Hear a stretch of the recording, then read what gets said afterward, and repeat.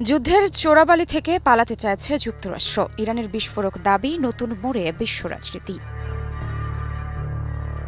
বিশ্বজুড়ে উত্তেজনা যখন চরমে, ঠিক তখনই এমন এক দাবি ছুড়ে দিল ইরান, যা শুনে অনেকেই চমকে উঠছে। তেহরানের মতে যুদ্ধের ময়দানে আটকে পড়া যুক্তরাষ্ট্র এখন নাকি খুঁজছে একটি সম্মানজনক প্রস্থান। প্রশ্ন উঠছে, তাহলে কি বিশ্ব শক্তির অবস্থান সত্যিই নড়বড়ে?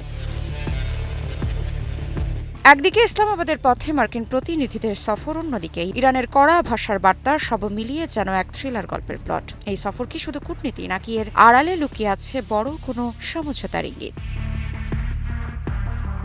ধীরে ধীরে বিষয়টি বিশ্লেষণ করলে দেখা যায়, ইরানের এই বক্তব্য শুধু আবেগ বা রাজনৈতিক চাপ সৃষ্টির কৌশলী নয়, এটি একটি কৌশলগত বার্তা। তারা নিজেদের সামরিক অবস্থানকে প্রভাবশালী বলে তুলে ধরছে, যা মূলত আলোচনায় প্রাধান্য পাওয়ার একটি প্রচেষ্টা। অন্যদিকে যুক্তরাষ্ট্রের পক্ষ থেকে এখনও সরাসরি কোনো প্রতিক্রিয়া না আসা পরিস্থিতিকে আরও জটিল করে তুলেছে। তবে স্টিভ উইটকফ ও জ্যারেড কুশনারের ইসলামাবাদ সফর ইঙ্গিত দেয়, পর্দার আড়ালে কিছু না কিছু কূটনৈতিক তৎপরতা চলছেই।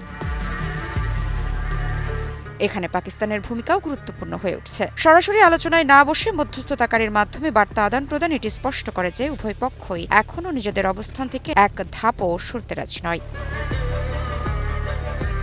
2 সপ্তাহ আগের বৈঠক ফলহীন হওয়ার পর এবার কি কোনো অগ্রগতি হবে? বিশ্ব অর্থনীতি, তেলের বাজার, এমনকি আঞ্চলিক স্থিতিশীলতা, সবকিছুই এখন নির্ভর করছে এই সূক্ষ্ম কূটনৈতিক খেলায়। তাই শেষ প্রশ্নটা থেকেই যায়, এটা কি সত্যিই যুক্তরাষ্ট্রের পিছু হটার ইঙ্গিত, নাকি আরও বড় কোনো কৌশলের শুরু?